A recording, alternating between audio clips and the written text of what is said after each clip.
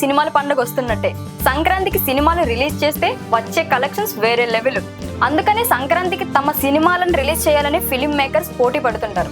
ఈ సంక్రాంతికి బాలయ్య డాక్ మహారాజ్, వెంకీ సంక్రాంతికి వస్తున్నాం, చరణ్ గేమ్ చేంజర్ సినిమాలు రిలీజ్ అవుతున్నాయి. అయితే బాలయ్య చరణ్లకు వెంకీ షాక్ ఇస్తున్నాడని టాక్. ఇంతకీ ఏమైంది? పండగ సినిమాల్లో గేమ్ చేంజర్ బడ్జెట్ పరంగా భారీ సినిమా కాగా, సంక్రాంతికి వస్తున్నాం బడ్జెట్ పరంగా చిన్నది.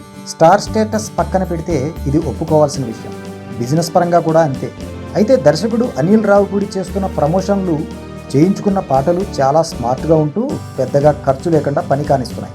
తాజాగా వెంకటేష్తో నేను పాడుతా అంటూ స్వాతి ముత్యంలో ఇళయరాజా బీజిఎం వాడుకుంటూ చేసిన అనౌన్స్మెంట్ టీజర్ మామూలు కామెడీగా లేదు. కమల్ హాసన్ని అనుకరిస్తూ వెంకీ ఇచ్చిన టైమింగ్ ఓ రేంజ్లో పేలింది. మూడో సాంగ్ ఆయనే స్వయంగా పాడడం విశేషం.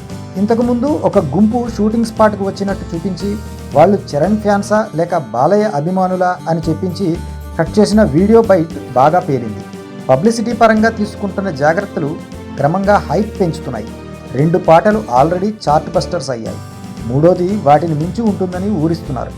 Game Changer Daaku Maharaj competition తట్టుకుంటూ తన సినిమాకు ఎక్కువ బజ్ వచ్చేలా చేసుకోవడంలో రావిపూడి తన క్రియేటివిటీని బయటకు తీసుకున్నాడు. అందులో భాగంగా వదులుతున్న ప్రోమోలు బాగా వర్కౌట్ అవుతున్నాయి. జనవరి 14 విడుదల కాబోతున్న సంక్రాంతికి వస్తున్నాంలో కామెడీ, యాక్షన్ రెండూ మిక్స్ చేసి ఫ్యామిలీ ఎంటర్టైనర్గా తీర్చిదిద్దారని టాక్. F2 తరహాలో లేట్గా వచ్చిన లేటెస్ట్గా హిట్ కొట్టడం ఖాయమని వెంకీ ఫ్యాన్స్ ఎదురు చూస్తున్నారు. గత జనవరిలో రేగిన ఫ్లాప్ గాయం ఈసారి మాయమవుతుందని కోరుకుంటున్నారు. బీమ్స్ ఆశ్చర్యకరంగా సూపర్ హిట్ ఆల్బమ్ కంపోజ్ చేయడం హైప్ పరంగా ఉపయోగపడుతుంది.